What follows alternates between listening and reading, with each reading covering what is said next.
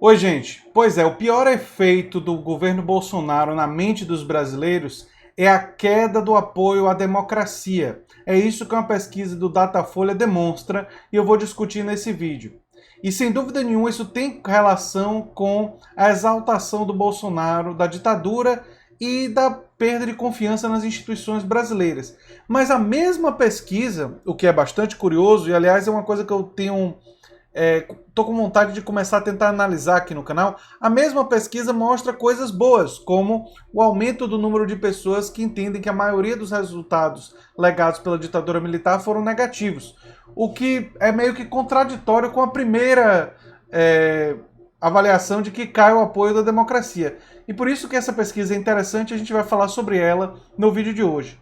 Se você chegar agora, o canal é a Nova Máquina do Tempo, eu sou André Teixeira Jacobina, e aqui no canal tem links das redes sociais de nosso Apoia-se no comentário fixado, além das fontes para esse vídeo. Eu vou dar uma olhadinha aqui na reportagem, a reportagem de Guilherme Magalhães, e trazer para vocês os dados, né? Após o primeiro ano do governo Bolsonaro, caiu o apoio à democracia como melhor forma de governo, como aponta a pesquisa Datafolha. Para 62% dos entrevistados, a democracia é sempre melhor que qualquer outra forma de governo. No levantamento anterior, realizado na semana do primeiro turno das eleições de outubro de 2018, esse índice era de 69%.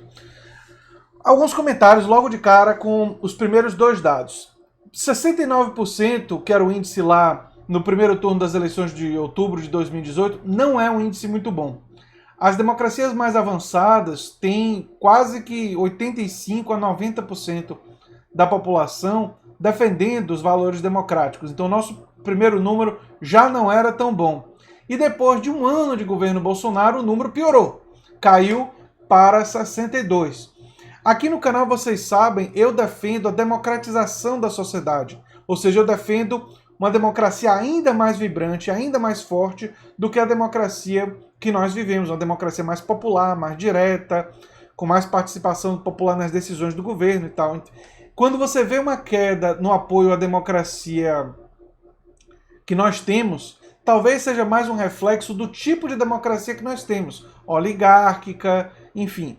Mas talvez seja também, e essa era a minha hipótese quando eu comecei a ler a matéria, que fosse um aumento de uma certa tolerância ou aspirações autoritárias em parte da população brasileira. Mas os resultados da pesquisa não deixam claro que foi exatamente isso. Por isso que nós temos que analisar os outros números, né? Ao mesmo tempo, cresceu de 13% para 22% a parcela da população para quem tanto faz se o governo é uma democracia ou uma ditadura. Esse número é péssimo. O número de pessoas assim que não está nem aí para qual é o tipo de governo, né, é preocupante. Permaneceu estável em 12% a fatia de entrevistados que diz ser preferível uma ditadura em certas circunstâncias.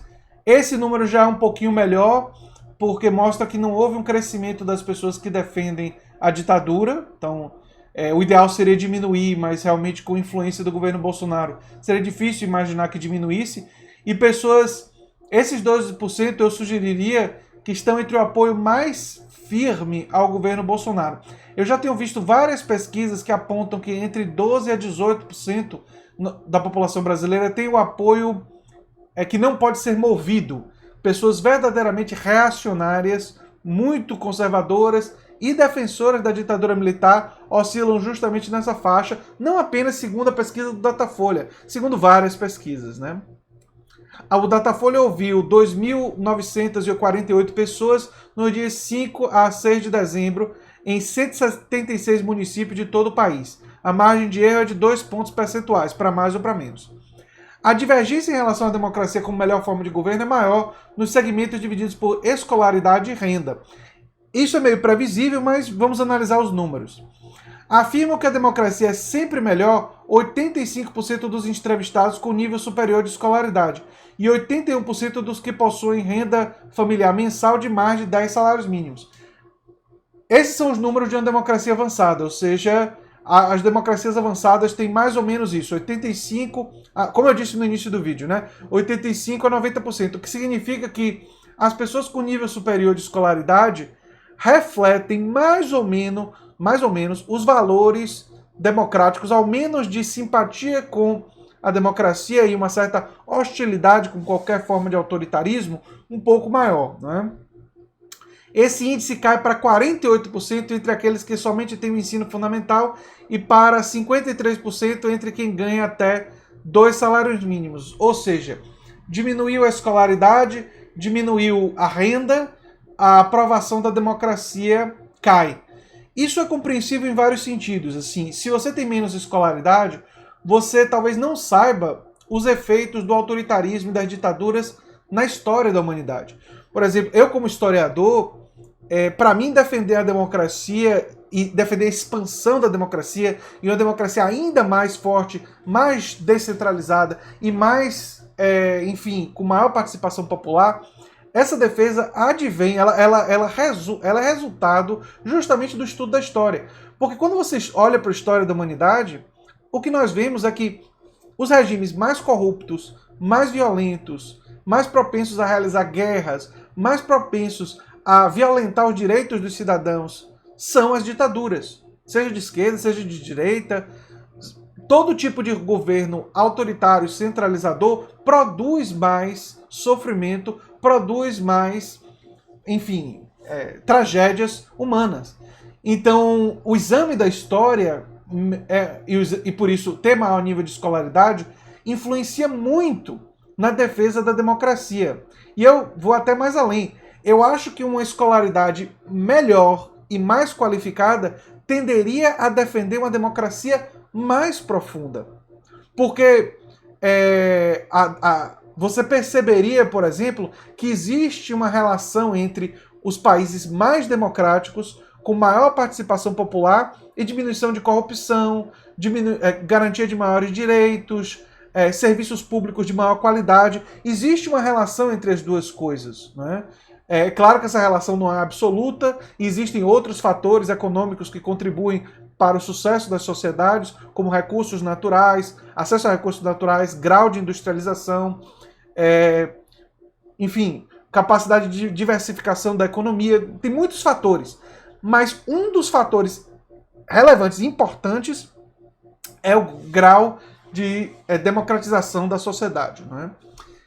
Vamos agora em relação à ocupação do entrevistado. Em relação à ocupação, o apoio à democracia alcança 80% entre funcionários públicos e recua para 42% entre os desempregados que não estão procurando emprego.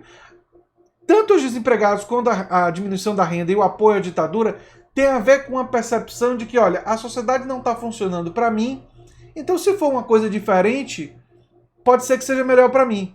Então, eu vejo entre as pessoas que estão com perda de esperança, com uma certa insatisfação com o nosso regime, achando que a culpa dos problemas brasileiros seria a existência da democracia.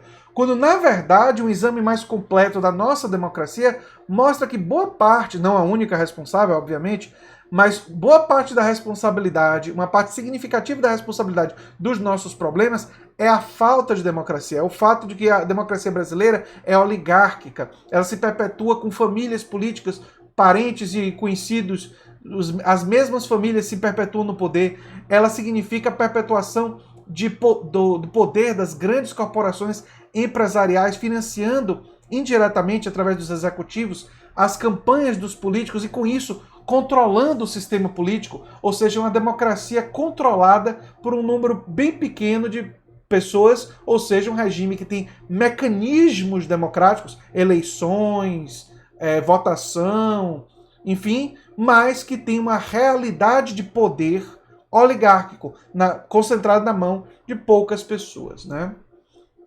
Esse é um dos problemas centrais do Brasil, né? Vamos lá. Entre aqueles que avaliam o presidente como ótimo ou bom, sim, o percentual varia também de acordo com a avaliação que o entrevistado faz do governo Bolsonaro. Entre aqueles que avaliam o presidente como ótimo ou bom, 61% dizem que a democracia é sempre a melhor forma de governo. Esse índice chega a 63% entre aqueles que avaliam o governo como regular e 62% entre aqueles que avaliam como ruim ou péssimo.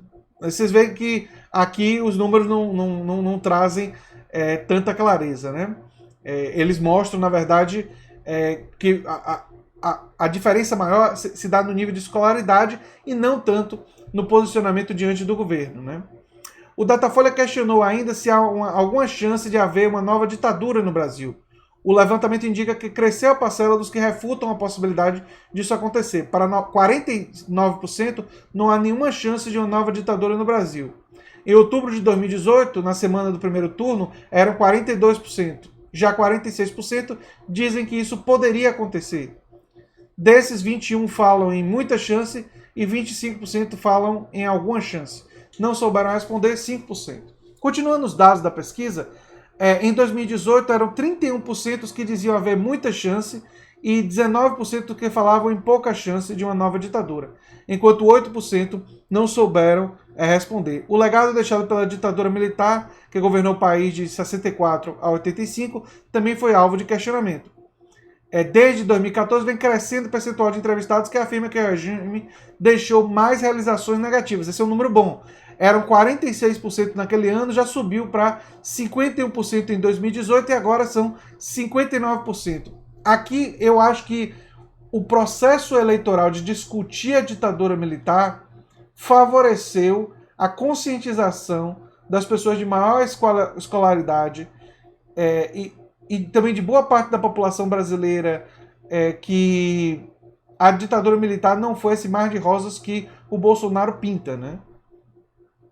E isso aconteceu apesar do presidente Bolsonaro ficar exaltando o legado do regime militar, que ele não considera uma ditadura. Vale a pena dizer que esses números são interessantes, porque se todo mundo que acha que o regime militar deixou realizações negativas não tivesse votado no Bolsonaro, o Bolsonaro não teria sido eleito. Isso meio que prova aquilo que eu disse já há muito tempo aqui no canal, que Bolsonaro conseguiu muitos votos para além dos ultraconservadores. Ou seja, ele conseguiu muitos votos de pessoas que simplesmente votaram contra o PT, pelo antipetismo, votaram a direita liberal preferiu o Bolsonaro em relação ao PT por razões Paulo Guedes, razões econômicas. Você teve os votos em Bolsonaro por razões do ultraconservadorismo cultural das igrejas neopentecostais, de pessoas que não necessariamente apoiam a ditadura.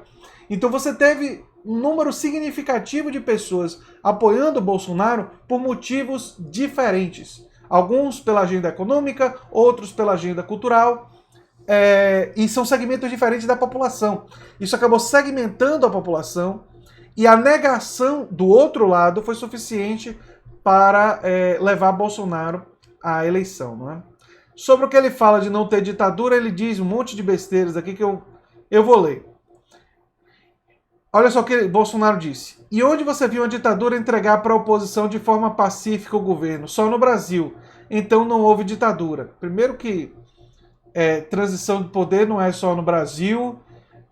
O fato de que os militares tinham um projeto de extensão, um setor militar, o setor castelista, não significa que fosse um regime democrático, porque havia censura, aconteceu perseguição política, jornalistas foram mortos, como Vladimir Herzog, e pessoas foram caçadas, né? Representantes do povo tiveram seu mandato cassado por divergências com o governo. Então, dizer que a justificativa dele de que não houve ditadura não se sustenta nem um pouco, né? Para Bolsonaro, o regime teve probleminhas, entre aspas. Não quer dizer que foi uma maravilha, não foi uma maravilha regime nenhum. Qual casamento é uma maravilha? De vez em quando tem um probleminha. É coisa rara de um casal não ter problema, tá certo? Eu não considero probleminha pessoas serem assassinadas pelas suas posições.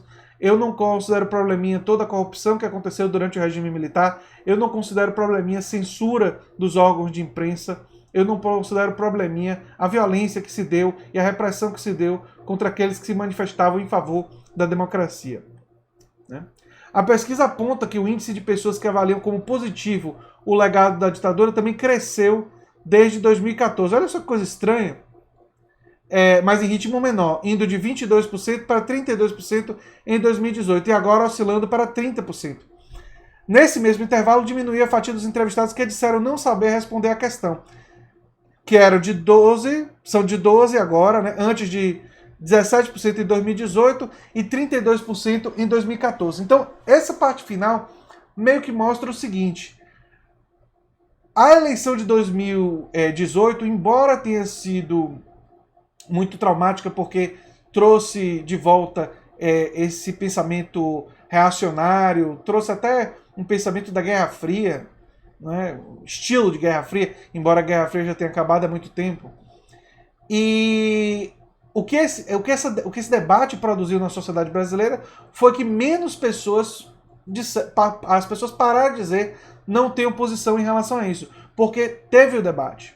E aí as pessoas que simpatizam com o Bolsonaro e que simpatizam com a ditadura foram para esse lado. E as pessoas que claramente simpatizam com a democracia afirmaram seu apoio à democracia. Agora, uma fatia significativa de pessoas que afirmaram defender a democracia votaram em Bolsonaro para derrotar o PT. Isso mostra que a esquerda precisa sedimentar a sua estratégia na defesa de uma democracia mais ampla e explicar por que isso é importante.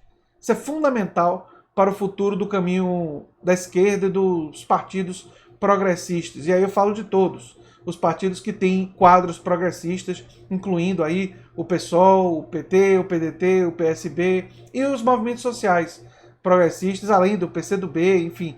Todos os partidos que têm quadros progressistas e movimentos sociais precisam fazer essa defesa irrestrita da democracia e de uma democracia diferente, mais ampla do que a que nós temos hoje. Esse é um elemento fundamental para a nossa estratégia para o futuro. E é isso que eu tinha para dizer sobre esse assunto. Se você gosta do que eu faço aqui no canal, se inscreva, dê um like, compartilhe e quem sabe se torne apoiador do canal. Um abração e até o próximo vídeo. Tchau, tchau.